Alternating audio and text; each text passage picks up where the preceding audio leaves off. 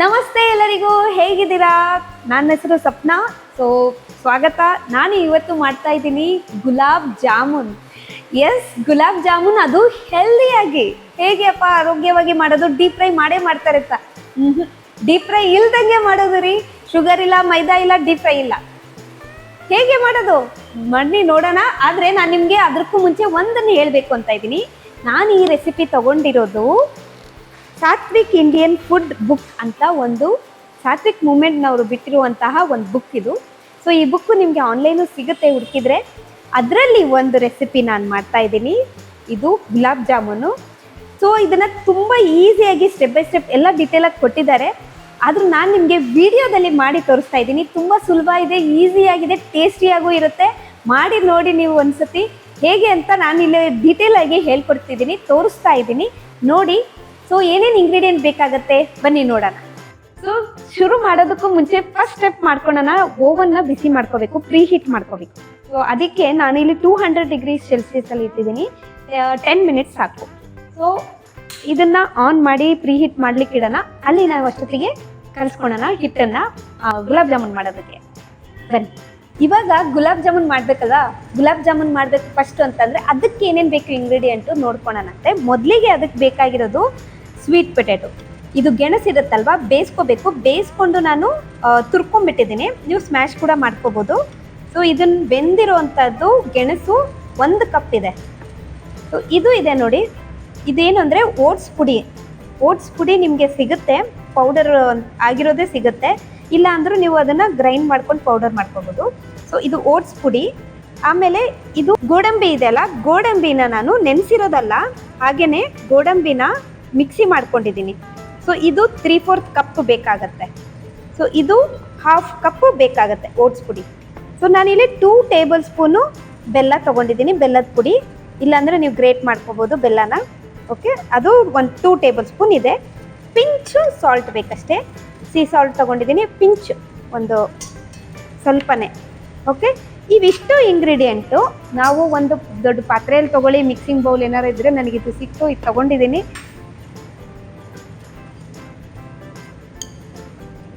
Sweet potato, oats,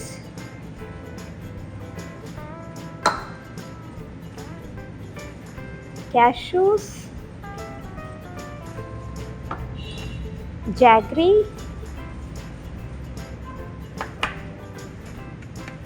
salt. ಚೆನ್ನಾಗೇ ಹೀಗೆ ಕಲಿಸ್ಕೊಳ್ಳಿ ಕೈಯಿಂದ. ಇದಕ್ಕೆ ನೀರೇನು ಎಕ್ಸ್ಟ್ರಾ ಆ್ಯಡ್ ಮಾಡೋದು ಬೇಕಾಗೋದಿಲ್ಲ. ಇದು ಪೊಟ್ಯಾಟೊ, ಸ್ವೀಟ್ ಪೊಟ್ಯಾಟೊ ಇದೆಯಲ್ಲ, ಅದರದ್ದೇ ಸಾಫ್ಟ್ನೆಸ್ಸು, ಮಾಯ್ಶ್ಚರು ಸಾಕಾಗತ್ತೆ. ನೋಡ್ತಾ ಇರ್ಬೋದು ನೀವು ಅಲ್ವಾ.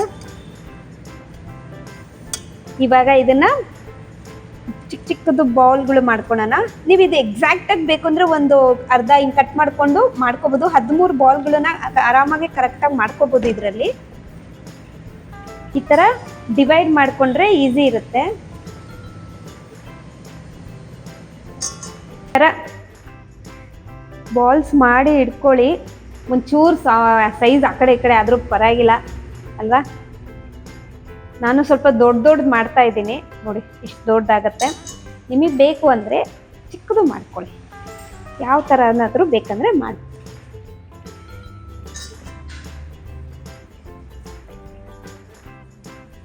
ಇವಾಗ ಗುಲಾಬ್ ಜಾಮೂನ್ ಆಗಿದೆ, ಪ್ರೀ ಹೀಟು ಆಗಿದೆ. ನಾವೇನು ಮಾಡೋಣ, ಇದನ್ನು ಒಳಗೆ ಓವನ್ ಒಳಗೆ ಟ್ರೇ ಮೇಲೆ ಇಡೋಣ ಅಂತೆ.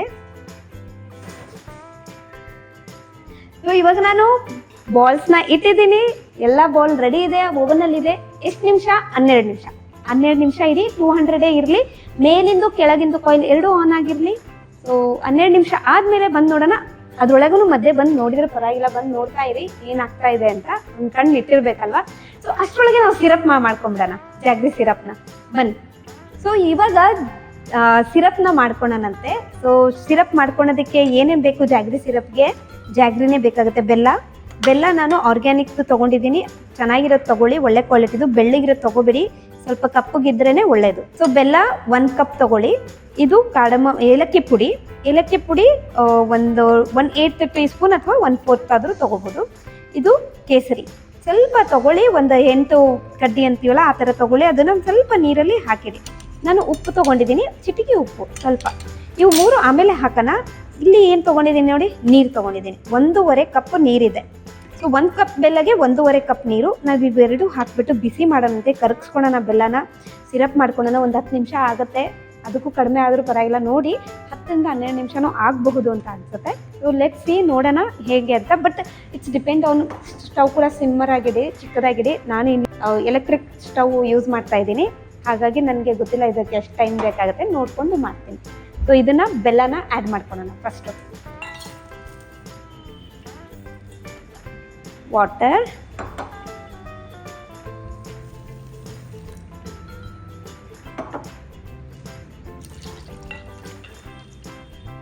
and let's turn on.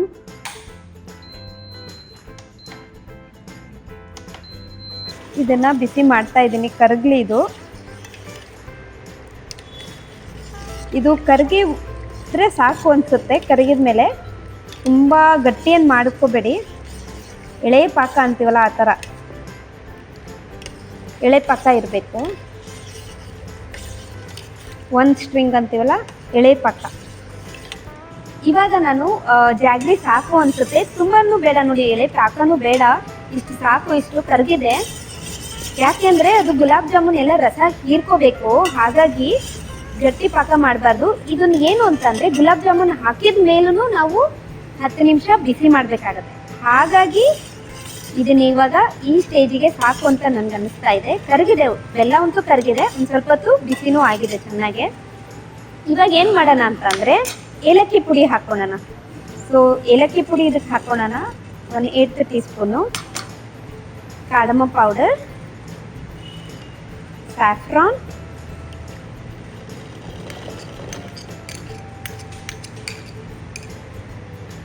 Salt. ಚೆನ್ನಾಗಿ ಮಿಕ್ಸ್ ಮಾಡ್ಕೊಳ್ಳಿ.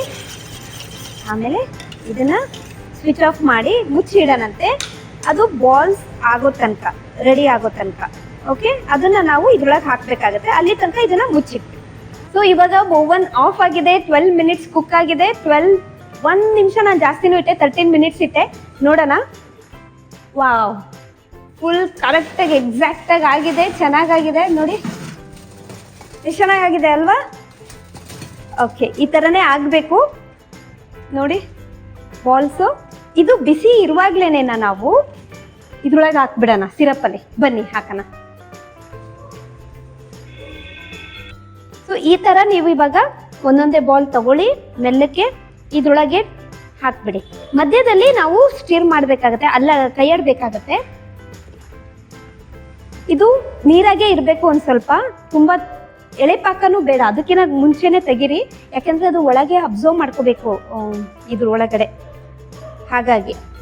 ಸೊ ಈ ಥರ ಹಾಕ್ಬಿಟ್ಟು ನೀವು ಇದನ್ನು ಮುಚ್ಚಿ 10 ನಿಮಿಷ ಮತ್ತೆ ಕುಕ್ಕಿಗೆ ಇಡಬೇಕಾಗತ್ತೆ.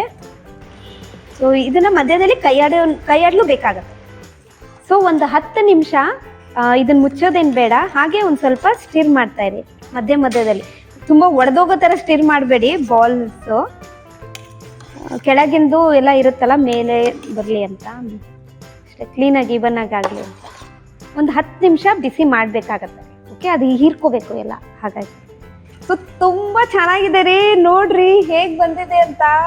ವಾವ್, ಗುಲಾಬ್ ಜಾಮೂನ್ ರೀ ಇದು, ಹೆಲ್ದಿ ಗುಲಾಬ್ ಜಾಮೂನ್, ತುಂಬ ಚೆನ್ನಾಗಿದೆ. So instead of cheating day ಅಂದ್ಕೊಂಡು ಹೊರಗಡೆದೇ ತಿನ್ನೋ ಬದಲಿ ಚೀಟಿಂಗ್ ಡೇ ಮನೇಲೇ ತಿನ್ಕೊಳ್ಳಿ, ಈ ಥರ ನೀವೇ ಮಾಡಿಕೊಂಡು ಅಲ್ವಾ. ಚೀಟಿಂಗ್ ಡೇನೂ ಇಟ್ಕೊತೀವಿ, ಅದನ್ನು ಹೆಲ್ದಿಯಾಗೇ ಇಟ್ಕೊಳ್ಳೋಣ, ಯಾಕೆ ಬೇಡ ಅಲ್ವಾ, ಈಸಿ ಇದೆ. ಸೊ ಇದು ಚೀಟಿಂಗ್ ಡೇನೇ ಅಂತಲೇ ಹೇಳ್ಬೇಕು, ಯಾಕೆಂದರೆ ಜಾಗ್ರಿ, ಇಟ್ಸೊಂದು ಡೇಟ್ಸು, ನಟ್ಸು ಎಷ್ಟೊಂದು ಇರೋದ್ರಿಂದ ಇದು ಕೂಡ ಹೆವಿನೇ. ಆದರೂ once in a while okay ಮಾಡ್ಕೋಬೋದು, ಬಟ್ ಹೆಲ್ದಿಯಾಗೇ ಮಾಡ್ಕೊಳ್ಳೋಣ ಅಲ್ವಾ.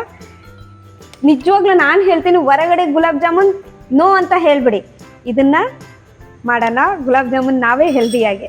ಸೊ ಸರ್ವಿಂಗ್ ಬೌಲಿಗೆ ಹಾಕೋಣ. ವಾವ್, ನೋಡ್ತಿದ್ರೇ ತುಂಬ ಚೆನ್ನಾಗಿ ಅನ್ನಿಸ್ತಾ ಇದೆ ನನಗೆ. ಸೂಪರ್. ಎಷ್ಟು ಬೇಕು ರೀ ನಿಮಗೆ? 1, 2, 3 ಎಷ್ಟು ಹಾಕ್ಲಿ?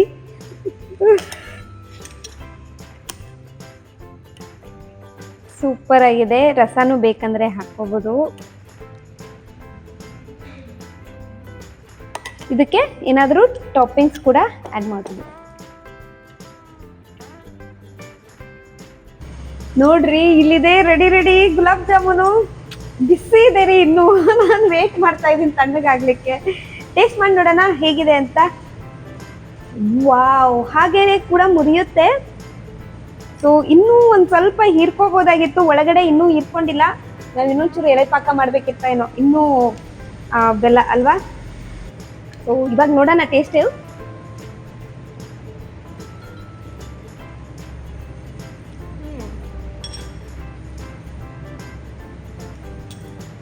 ಎಕ್ಸಾಕ್ಟ್ ಗುಲಾಬ್ ಜಾಮೂನ್ ಅಂತ ಅಂದ್ಕೊಂಡು ತಿನ್ನಬೇಡಿ. ಗುಲಾಬ್ ಜಾಮೂನೇ ಎಕ್ಸಾಕ್ಟ್ ಆ ಟೇಸ್ಟ್ ಇರೋದಿಲ್ಲ, ಬಟ್ ಹೆಲ್ದಿಯರ್ ವರ್ಷನ್ ಆಗಿ ಚೆನ್ನಾಗಿದೆ, ತುಂಬ ಚೆನ್ನಾಗಿದೆ. ಅಂದರೆ ಸ್ವಿಚ್ ಮಾಡ್ಬೋದು. ಆ ಗುಲಾಬ್ ಜಾಮೂನ್ ಬದಲು ಇದನ್ನು ಆರಾಮಾಗಿ ತಿನ್ಬೋದು, ಗಿಲ್ಟ್ ಇಲ್ಲದೇನೆ ರೀ. ಸೊ ಚೆನ್ನಾಗಿದೆ, ಟೇಸ್ಟಿಯಾಗಿದೆ. ಸ್ಯಾಟಿಸ್ಫೈಡ್ನೂ ಆಗುತ್ತೆ. ಸೊ ಟ್ರೈ ಮಾಡಿ ನೀವು. ಓಕೆ, ಹೇಗಿದೆ ಅಂತ ನೀವು ಹೇಳಿ ಕಮೆಂಟಲ್ಲಿ. ಓಕೆನಾ, ನಾನಿದು ಫಿನಿಷ್ ಮಾಡ್ತೀನಿ. ಸಿಗೋಣಂತ ಇನ್ನೊಂದು ವಿಡಿಯೋದಲ್ಲಿ. ಅಲ್ಲಿವರೆಗೂ ನಮಸ್ತೆ, ಧನ್ಯವಾದ.